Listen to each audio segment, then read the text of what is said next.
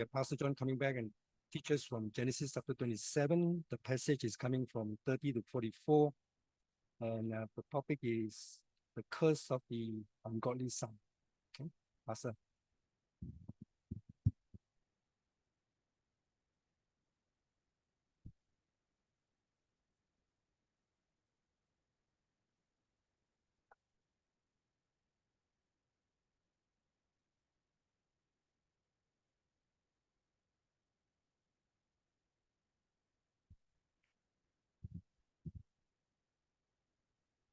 Well, a good morning to all of you, and thank you, Con, for leading us in the time that we could remember something so crucial, something so important in our lives.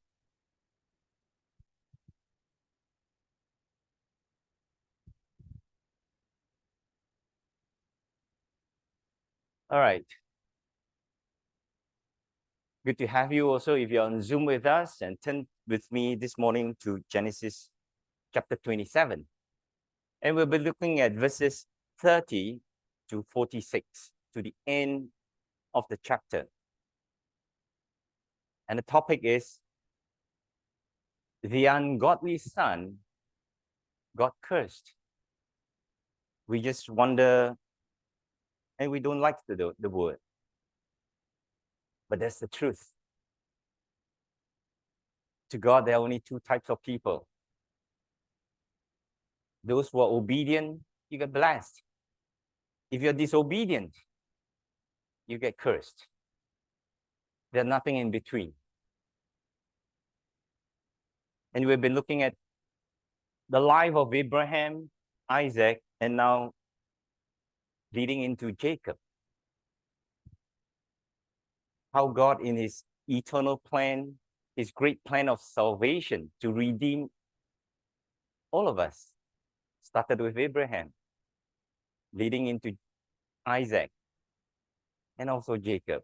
And all these have got so much significance for all of us because it's a picture of our lives too.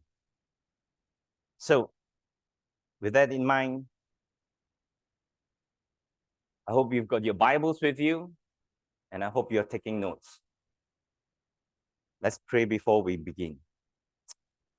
Dear Jesus, we want to thank you again that this morning we could remember how much you loved us when you went to the cross in our places.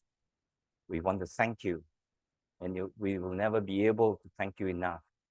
We just ask that right now, as we open your word, you will speak to us in a special way, and you'll cause us to change, and you'll give us the power to change, to be more like you. And we ask that this morning your Holy Spirit will open our eyes. May our hearts be teachable. May our hearts be excited to hear your voice. And we know we will never, never be disappointed. And for that, again, we want to thank you. And it is in your name and for your sake we ask. Amen. In our last study, we saw how the stubborn old man got scammed. How many of you ever have got scammed before? Don't be shy. Come on. All right. We all have been scammed before many times. And there was this stubborn old man, Isaac, scammed by the mother and son team. And this sad story continues today in our passage. Beginning with verse 30, let me read it for you.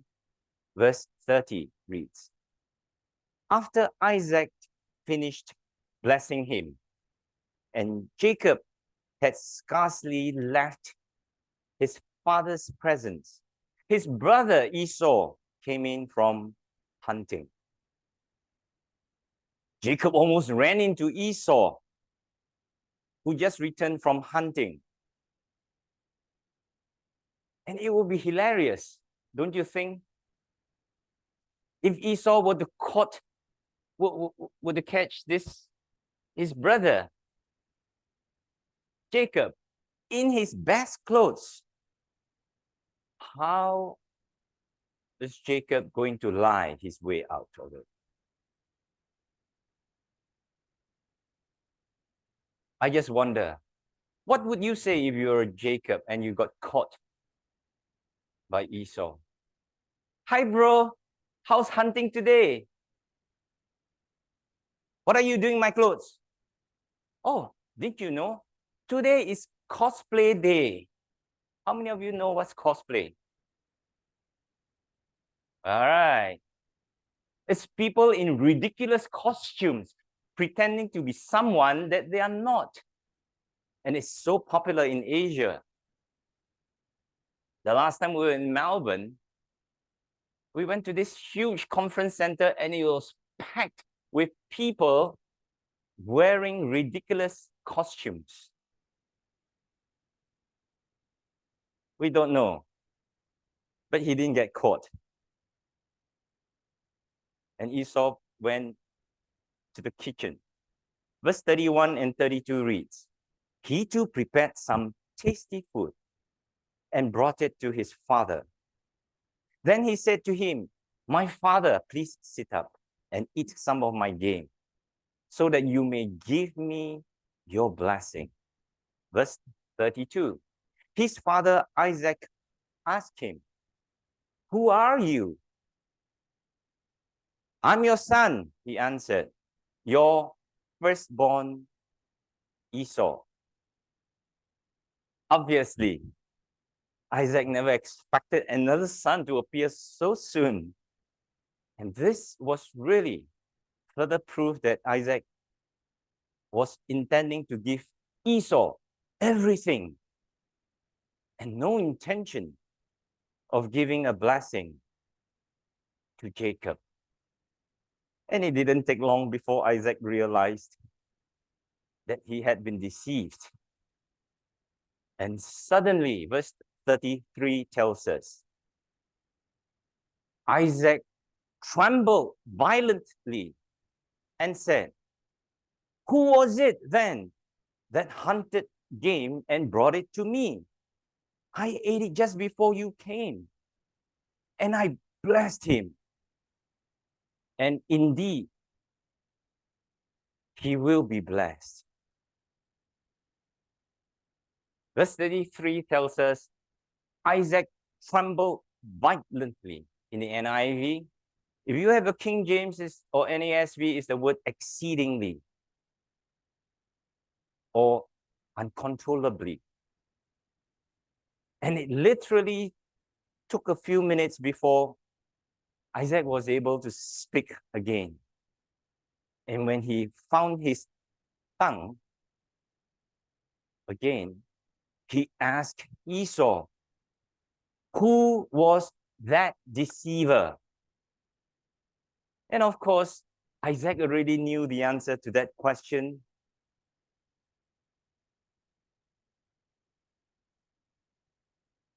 But we're more interested to understand what it means. What it means when God said, Isaac trembled violently or very exceedingly. What was the cause of this trembling? In the King James, it is the word very exceedingly, very exceedingly. And it's important because it will tell us exactly Isaac's mindset when he secretly wanted to bless Esau.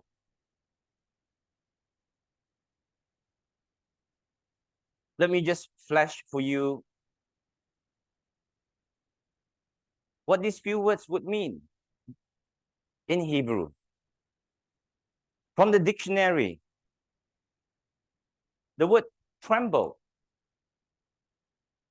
karat, it means to shudder with terror, to shudder, to shake with terror.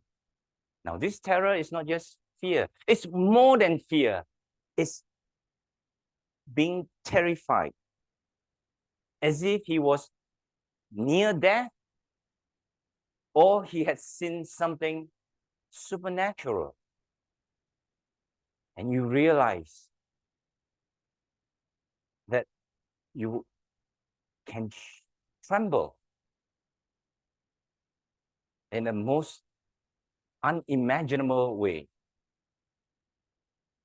I don't think many of us here have ever come face to face with death or something that is supernatural. How many of you have seen something supernatural? Okay, only 3. Did you tremble? No. What was the thing that you saw that was supernatural? Okay. Okay.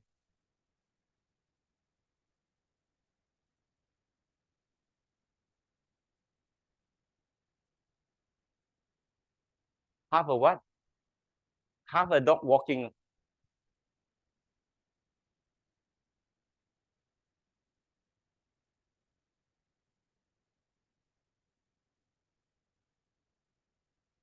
You mean there was only half a dog without the head, only the tail part? Anyone else saw that? All right. Okay. All right. I can't explain that. All right. But anyway, in the Bible, there are many accounts of people coming face to face with either God or angels. And the Bible tells us they fell down as if they were dead. They probably trembled up to the point when they thought they were dead. And this is exactly what's happening here with Isaac. He trembled with terror as if he saw something supernatural. The next word, violently or very exceedingly, it is a very unique word because I don't find any other word in the Bible that is made up of 4 compound words. Compound words. That means there are words that are added together. And let me just give it to you. It is a compound word of the first word,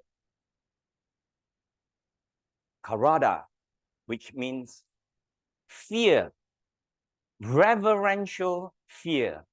Now, I didn't make this up. This is in the Strong's Hebrew Dictionary.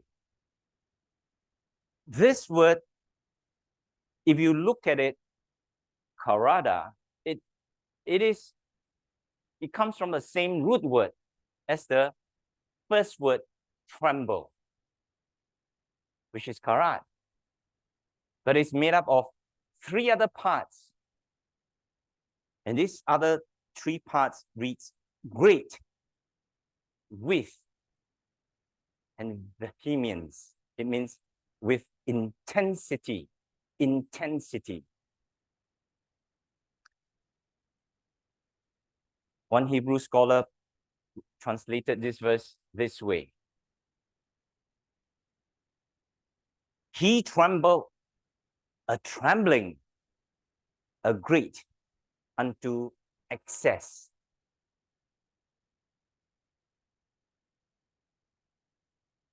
But if you allow me to string all those words together, I would probably phrase it this way. That Isaac trembled in terror, a trembling which increases in great intensity with reverential fear.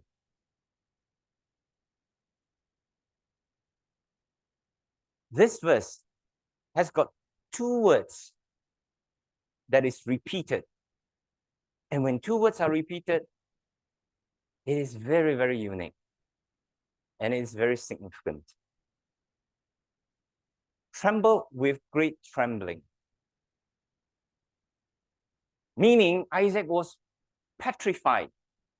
He turned into stone because he was faced with God. And there are many instances in the Bible when a human being is faced with God, he trembled. And it is this word, karat. Let me give you an example. Exodus 19. That's the time when Moses brought them to the foot of the mountain. And Moses told them, clean up yourself. We are going to meet God tomorrow. And when they got to the mountain, there was a thick cloud. And the Bible tells us everyone in the camp trembled. That same word. And you think it was only the people who trembled? The Bible tells us even nature, the whole mountain trembled violently because God came down. So to answer the question, why was Isaac trembling violently? Why was Isaac trembling with great tremble? Or tremble with great trembling? Now we know. Because Isaac wasn't trembling because he was angry that he got scammed. Neither was he furious with Jacob and his wife Rebekah for deceiving him. But the real answer was because Isaac was struck with reverential fear. Because he knew immediately he was pitting himself. He was in a contest with God, going against the expressed will of God, against the prophecy that God gave to Rebekah in chapter 25. And here, at that moment, he knew that God overruled him. God threw out his selfish plan to bless Esau. And as reality of what he had just done started to sink in, and even though he realized he did not intend to bless Jacob, but he finally did. He gave Jacob his entire inheritance, including the patriarchal covenant blessing. What that means, we'll look at it later. What is the birthright? And what are the features, the characteristic of the birthright? Coming back to Isaac, he's now horrified at being confronted by the living God. He now knows that God is sovereign and our God rules and overrules every event in this world. Everything that's happening today, it is in his control. He rules and overrules. And this was probably the turning point of Isaac. And at the end of verse 33, Isaac himself now humbly acknowledges that truly Jacob was God's chosen one. And Isaac said, he will be blessed. It cannot be revoked. This blessing cannot be revoked. And that's important for us to remember. We'll come back to that later. Verse 34 continues. When Esau heard his father's words, he burst out with a loud and bitter cry and said to his father, "Bless me too, my father." When Esau heard what has just happened, he cried out loudly and bitterly. The Bible tells us it's not weeping. He was screaming at the top of his voice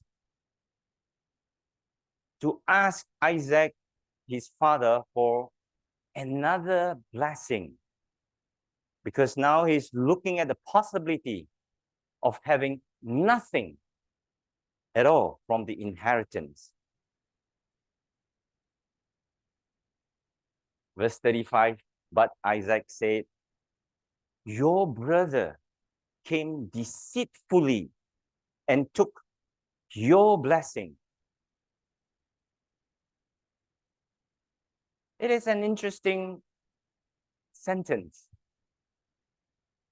Because in this sentence, part of it, the first part is true. The second part of it was a lie. It was a lie.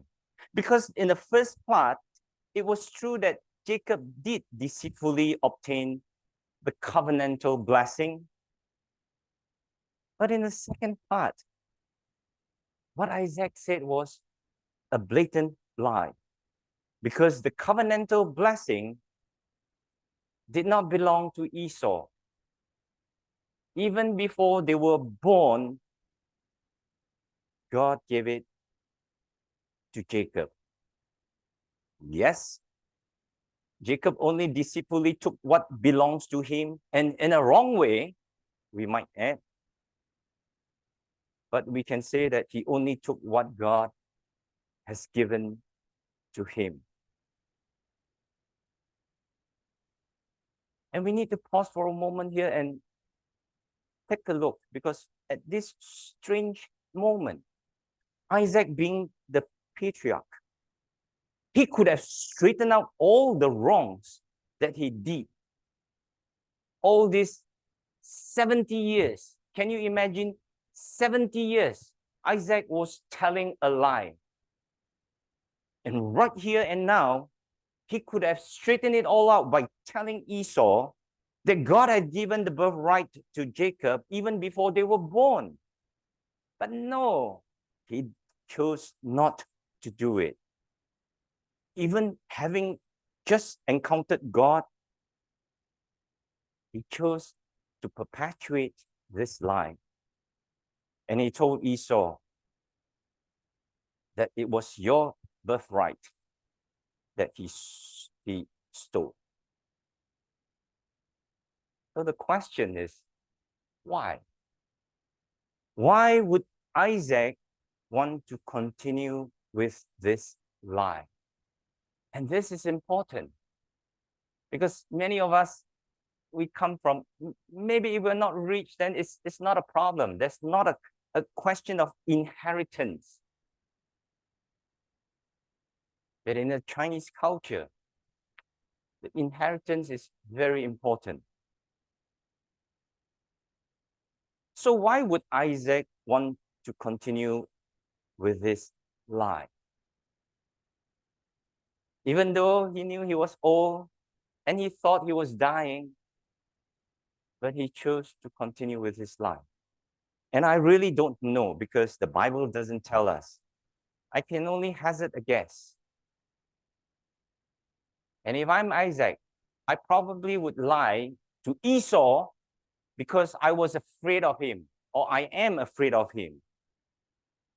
For a very good reason. I'm old, Esau is young. He can hunt, he can still feed me. And I need him to feed me. Even though in Isaac's mind, never mind. He's a sex pervert and he's a godless man. It doesn't matter. Isaac was still afraid of Esau. Remember what I tell you? That for those of us who are facing this situation, where when we are old and becoming dependent on our children, and our children are living in sin, what should we do?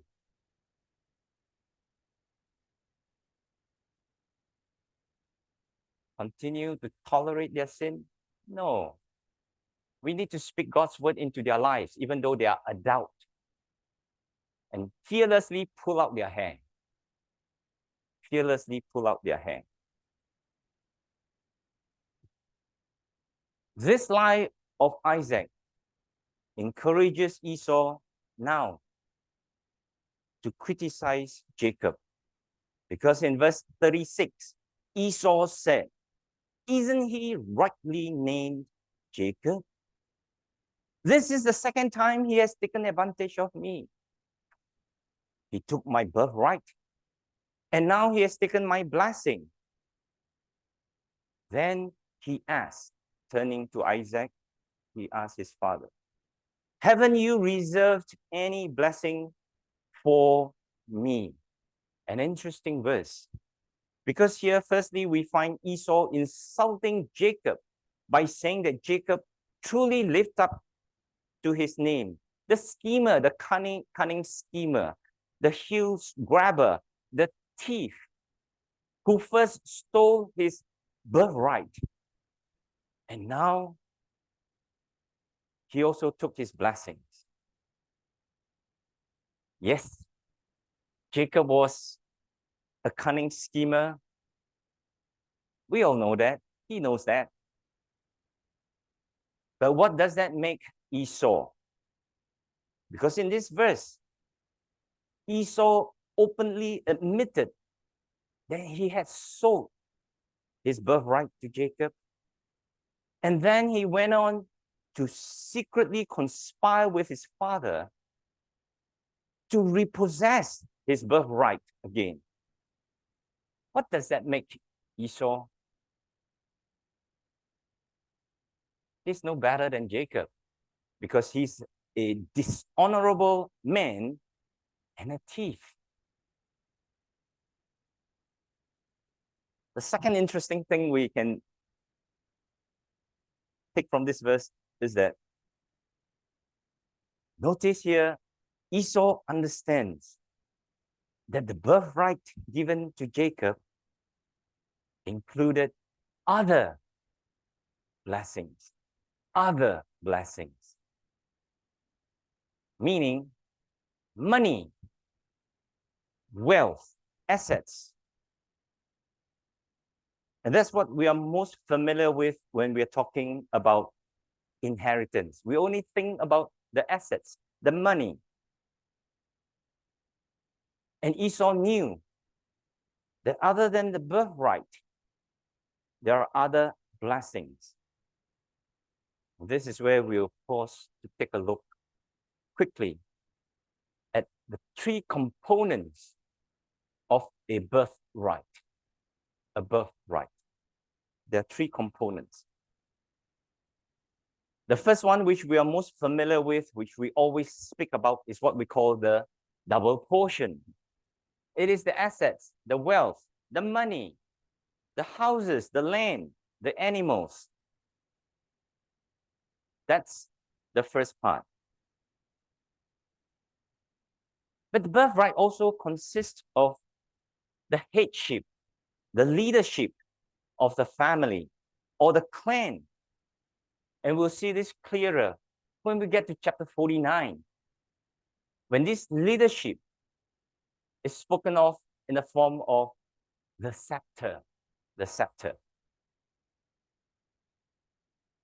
The third component is the priesthood or the spiritual leadership, because only the patriarch can act as the priest for the family, pronouncing the blessing and thus providing spiritual leadership to the family. Only the patriarch can pronounce the blessing. And in that sense, he's acting as a priest. And today, in our family, this structure still holds.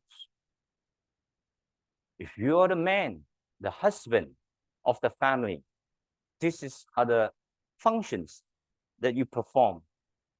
You not only distribute the wealth, but you provide the headship, the leadership, and more importantly, the spiritual leadership. As the husband, as the father. Because it is this third part that is featured in Abraham's family, not in many of our families. Because in Abraham's family, the birthright comes with the Abrahamic covenantal blessing. And that covenant was given by God And only God can give the promises he made. Abraham could not. Only God can give and fulfill those promises in the Abrahamic covenant. While we're still on the subject of birthright, let me just point out to you 4 main characteristics of the birthright. And this is important even to us today, because even in our modern Singapore, when I die, I have to decide to who I give what. And that is the characteristic of the birthright. I can think of 4, but you can maybe perhaps think of more. The first characteristic is that it is usually given only to the firstborn son. And we find that in Genesis 49. And then, because of that, and we find that in 49 because that's when Jacob decided to give it to another son, Reuben. Reuben was the one who was the firstborn, but because of his sin, it was given to Joseph. So the father can decide. He can assign the birthright, the leadership, to someone else. The third feature of the birthright is that the firstborn will receive double portion. And this law only came into effect during the time of Moses, which is about 500 years later. And in our today's passage, we learn that a birthright can be sold or can be traded, but it cannot be revoked once given. And from all this, I know in Scripture we often find that God bypasses the firstborn. And the question is why? Is there a curse on the firstborn? The answer is no. No. Jesus Christ is the firstborn, the Bible calls him, because there wasn't any fault in him. But God, when he bypasses the firstborn, as in the case of Jacob and in the family of David, it is because, number one, God is counter-culture. God is counter-culture. He doesn't follow our culture. He always goes against the culture. And more importantly, the second reason why he bypasses the firstborn is because God looks at our hearts. God looks at our hearts, not in your position in your family. And up to this point, we find that Esau still did not care much for the spiritual things of God. He was only furious because he lost the double portion. That was all that he was interested in. So for the second time in verse 37, Esau asked Isaac for a blessing for the second time. So if you can imagine with me for a moment, he lost the headship to Jacob, but he wasn't interested in that. He lost the priesthood to Jacob. He wasn't interested in that. That's the first prize. Now he's asking for the second prize. He wanted the wealth.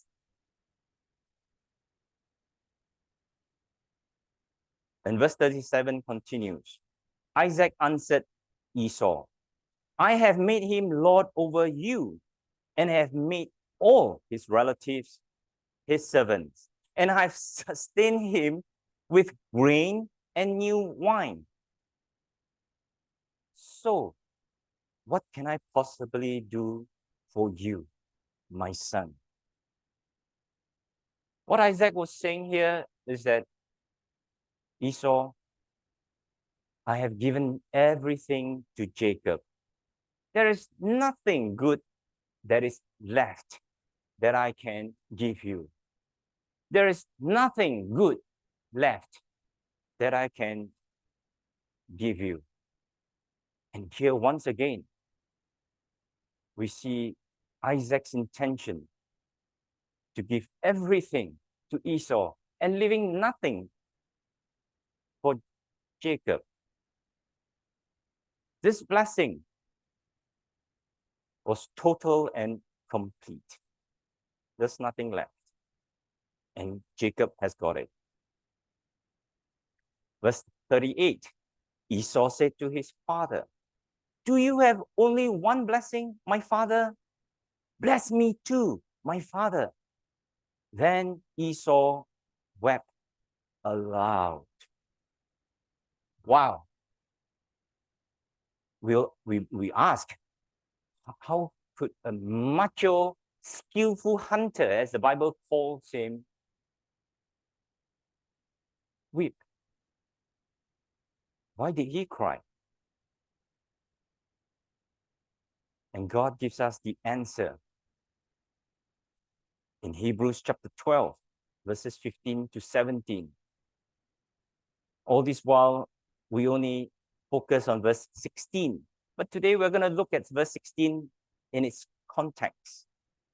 Hebrews chapter 12, verses 15 to 17.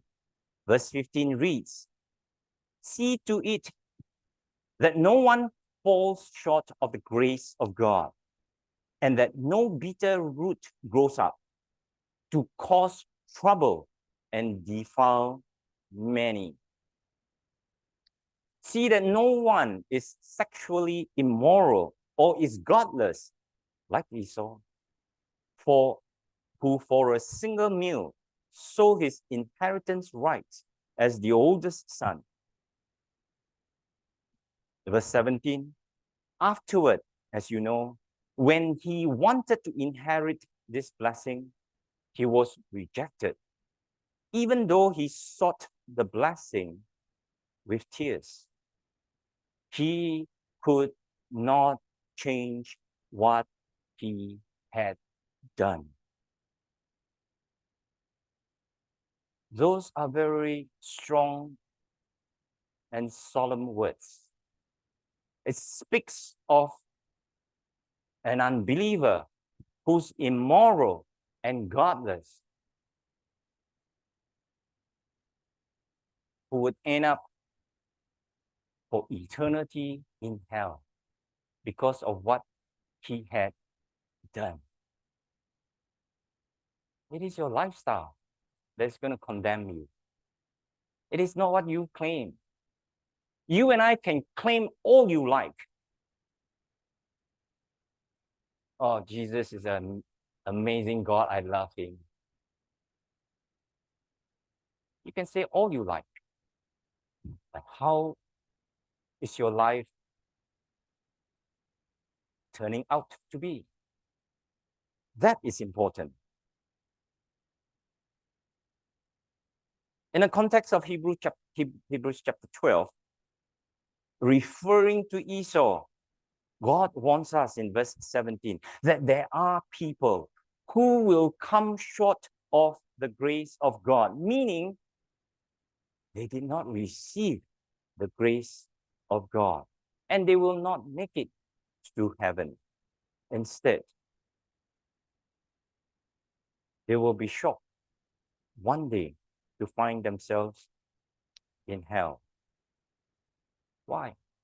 Because Esau is an example of believers who, example of unbelievers who will bring bitterness and troubles into our families and into our churches, and their presence will corrupt many of us.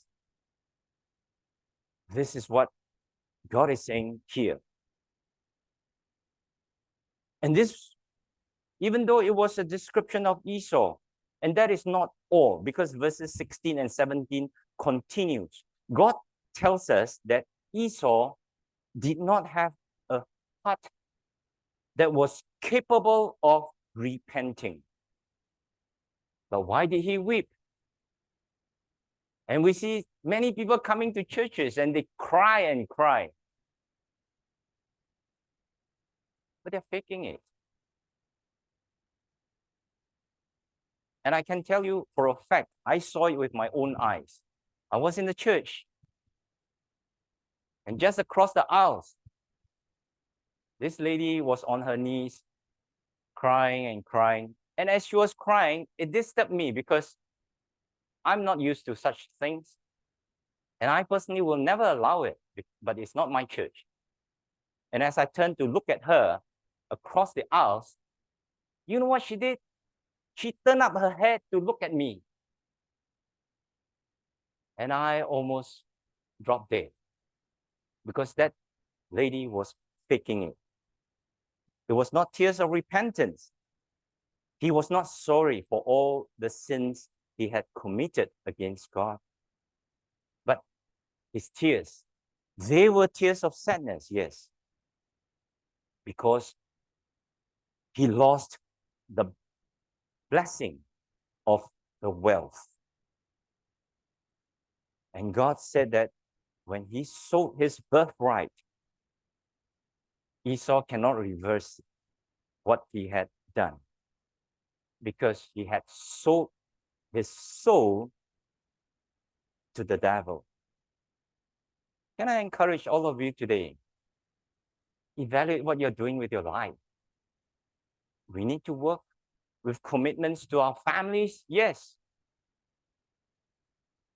But are you selling your soul to the devil? And as we look at Esau, Esau rejected the promises of God of an eternal inheritance. And God has rejected him.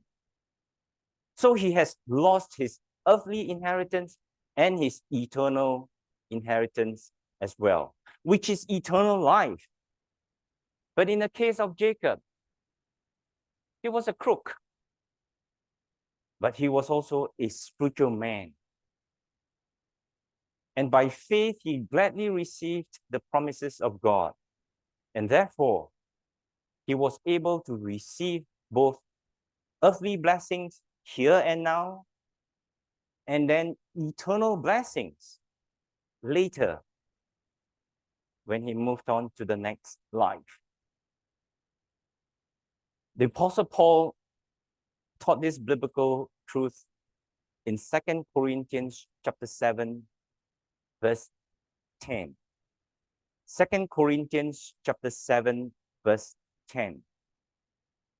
Let me read to you from the NLT translation. Verse 10 reads, "For the kind of sorrow God wants us to experience leads us away from sin and results in salvation. There is no regret for that kind of sorrow, but worldly sorrow which lacks repentance results in spiritual death." If your sorrow does not have repentance, it is not godly sorrow, it is worldly sorrow, and it leads to death. What is godly sorrow? What is worldly sorrow? Makes us wonder, which one do I have?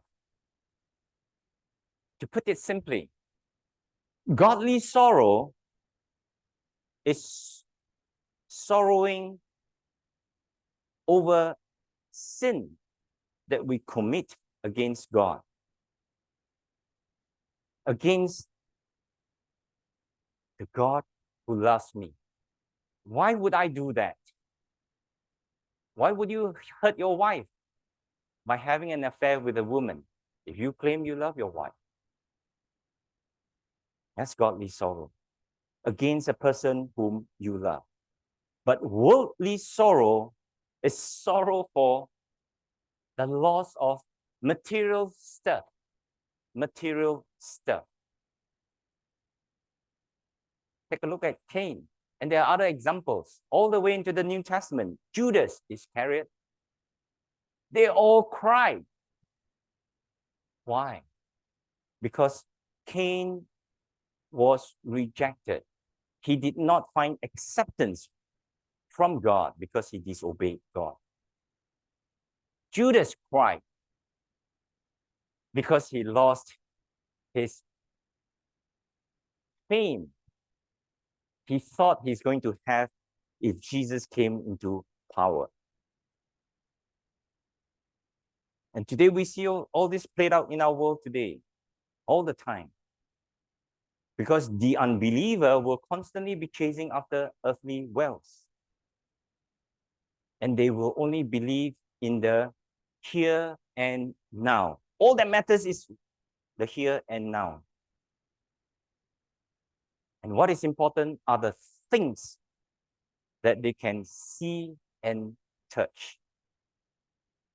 That's how the world live their lives. And that is why when they cry, as in the past 2 years, many lost not just their jobs and all their savings. They cry because they lost their material stuff. And in the end, they will also lose both earthly and spiritual blessings. But you and I, as believers, on the other hand, Jesus called us to stop chasing worldly things, but learn to rest on his promises. We see that in Luke chapter 9, verse 24. Luke chapter 9, verse 24. And Jesus said, "For whoever wants to save their life will lose it. And whoever loses their life for me will save it." Notice, things that you and I do, it must be for Jesus, then it counts. If you're doing it for your own sake, your own glory, and then you lose your life, it doesn't count. And then in chapter 18 of Luke, verses 28 and 30,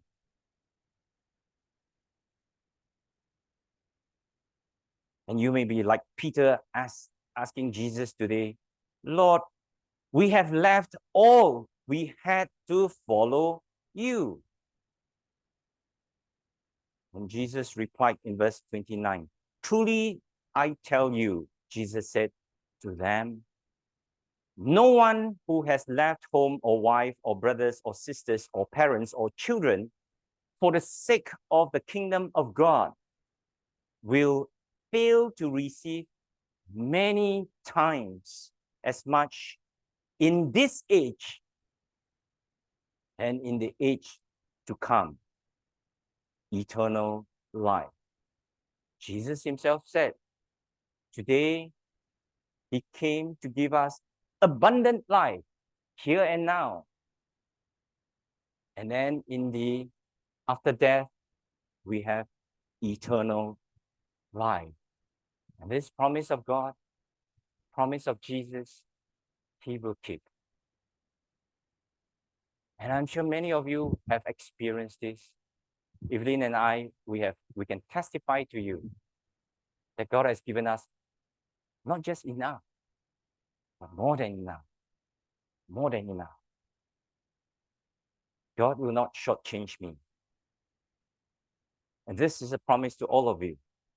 If you're willing to give up your life for him, And no one will fail to receive many times.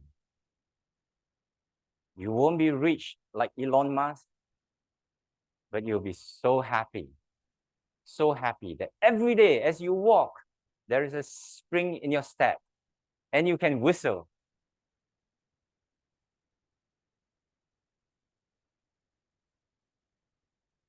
This, in verse 38, is the third time that Esau pressed Isaac for a blessing because he has missed the first prize.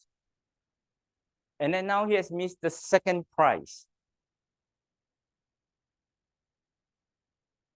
Esau now again begs for a consolation prize, for a scrap. But did you know what he got instead? He got a surprise. Because verse 39 and 40 onwards, the ungodly son got cursed. The ungodly son got cursed. Verse 39, his father Isaac answered him, your dwelling will be away from the earth's riches, away from the dew of heaven above. You will live by the sword, and you will serve your brother. But when you grow restless, you will throw his yoke off from your neck. You think these two verses were easy on Isaac? No, he loved Esau. But Isaac, by now, he was blind. And suddenly, after his encounter with the living God, just moments earlier, and being the God-fearing man that he was, he no longer was afraid of Esau. And when he was hard-pressed the third time to bless Esau, Isaac could only say what God wanted him to say. And this is what Isaac confirmed, that Esau has been forsaken by God. Because the two verses that we've just read, the blessing, we call it, that Isaac declared, are really prophecies that sounded more like curses, as they are the exact opposite to those given to Jacob.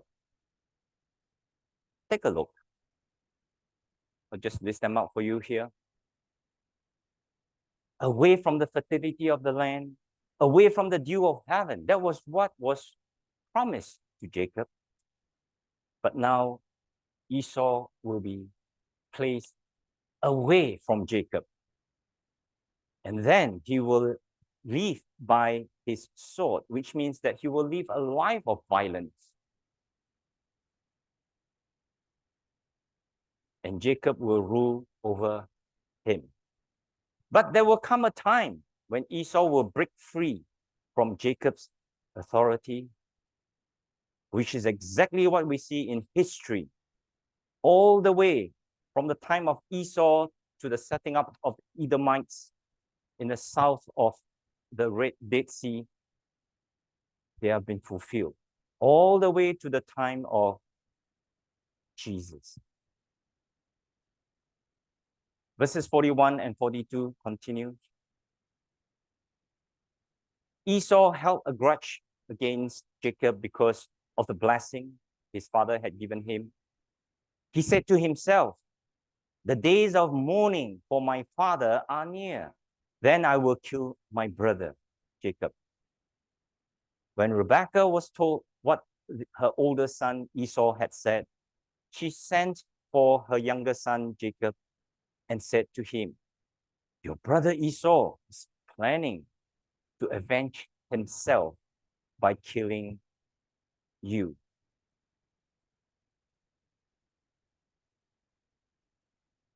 Rebekah somehow came to hear of Esau's evil plans.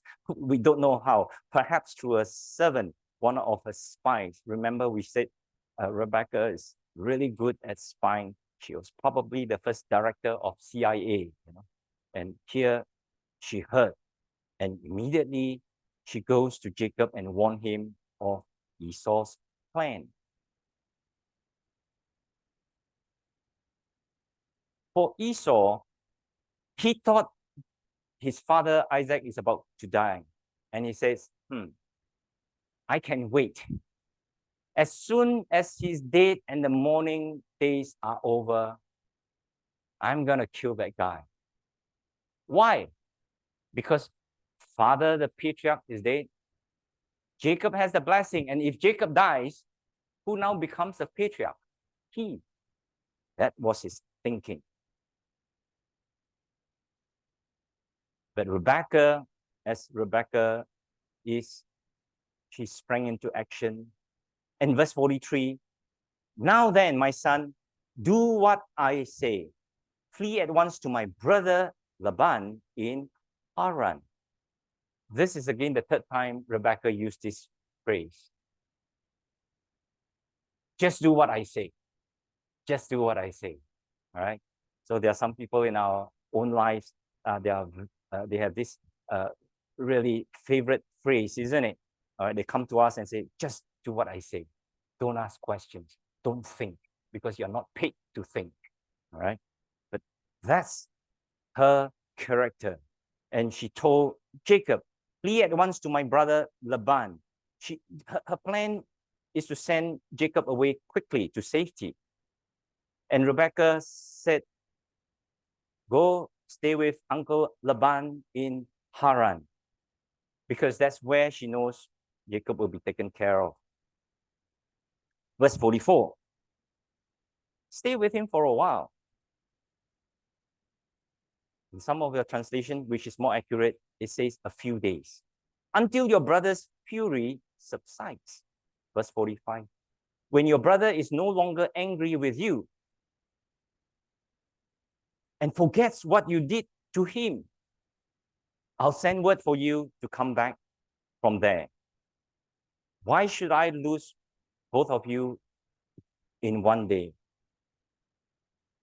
Meaning, if Esau killed his younger brother, Esau is a murderer, and he will have to face the death sentence. That's why Rebecca made this sentence. Rebecca continued, and she said something strange. Stay with him for a few days until Esau cools off and is no longer angry with you and has forgotten what you did to him. Then I'll send word to tell you that it is safe to come back. Couple of problems here, don't you think, with what Rebecca said? First, did you notice? She blamed Jacob for the whole deception. She used the word you. That's our favorite, isn't it? When something goes wrong, oh, you. It's easy to point fingers. Well, the Bible doesn't tell us. Jacob didn't react. If I was Jacob, I would say, Mom, it was your idea. But we don't know what he said. The other problem is Haran is 450 miles away. And guess what? Those few days turned into 20 odd years. And Rebecca never got to see her favorite son again. That's sad. That is really sad. Someone you love, but you'll never get to see again.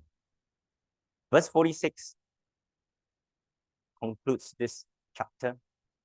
Then Rebekah said to Isaac, I'm disgusted with living because of these Hittite women. If Jacob takes a wife from among the women of this land, from Hittite women like this, my life will not be worth living.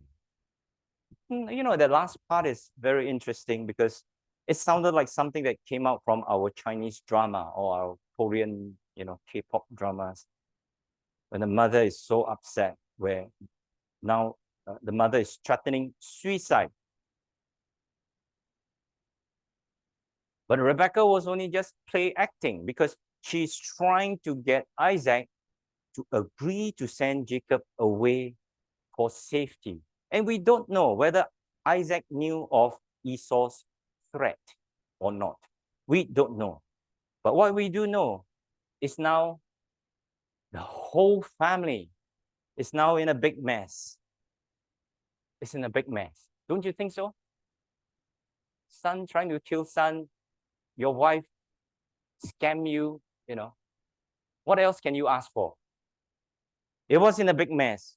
But God being sovereign, we know he will remain faithful to his promises to Abraham, to Isaac, and to Jacob as laid out in the Abrahamic covenant. But at the same time, just as God had held Isaac responsible for his disobedience, we know it was God who caused Isaac to be blind. At 130, Isaac became blind. God will also hold Jacob accountable for his deception. And we're going to see how God is going to deal with Jacob in the next chapter, Genesis chapter 28. Throughout the whole Bible, if ever there was a man who was blessed with a great start in life, it has to be Isaac. Yet his life ended in a mess. That reminds us of an old saying. A good beginning doesn't guarantee a good ending. A good beginning doesn't guarantee a good ending. You and I want to end well. Same thing when we play golf. You can hit the ball very far. But what counts is how is the ball going to go into the hole?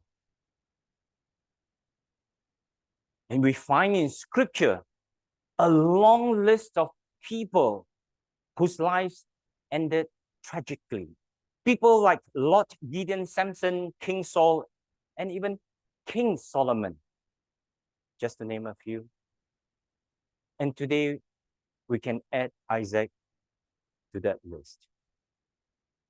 And many Bible commentators commenting on the life of Isaac in the last few years of his life, they said that Isaac simply sat there and rusted away.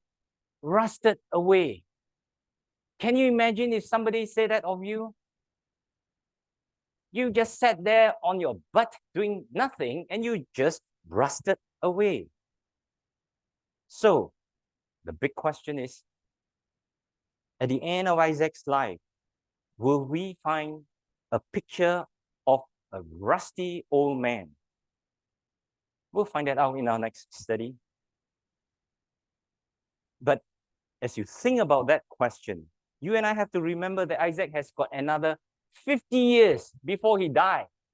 50 years. But I think the biggest question that we need to ask ourselves this morning is, will your name be added to that list of losers, of wreckages, of lives that are ruined? Will your name be there? And if I were to ask you and press you for an answer, you probably will tell me, not if I can help it. It depends on what I do next to change it. That is right. You can do something to change it. If today your life is in a mess and you're heading in the wrong direction, away from God, two things we can learn today from this dysfunctional family. From the life of Isaac, Rebekah, and Jacob, they represent believers like you and I, living in disobedience. We're all trying to make things happen. We manipulate people. Or we are trying to help God, like Sarah and Rebecca, or worse, we are trying to be God.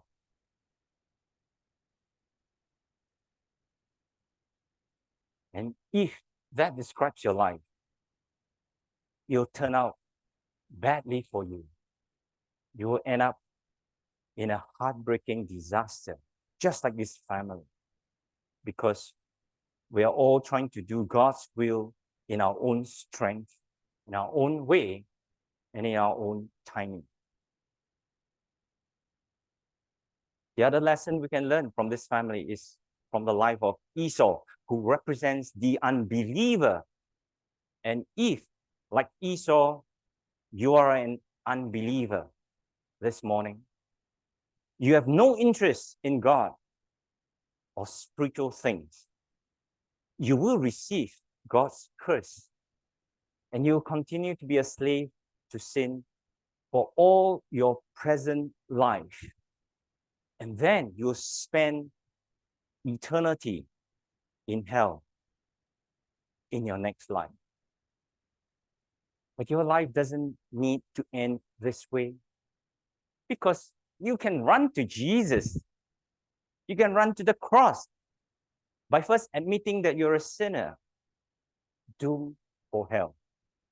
And then you believe in Jesus as your Lord and Savior. And then you call out to Him. You call out to Jesus today to come into your life, to be your master. Master. Not your errand boy, your master. And only Jesus can break this curse. Whatever describes you, I hope you do something to change your life so that our life can be used powerfully by God. And if Jesus is not your Lord, you need to run to Him. God bless.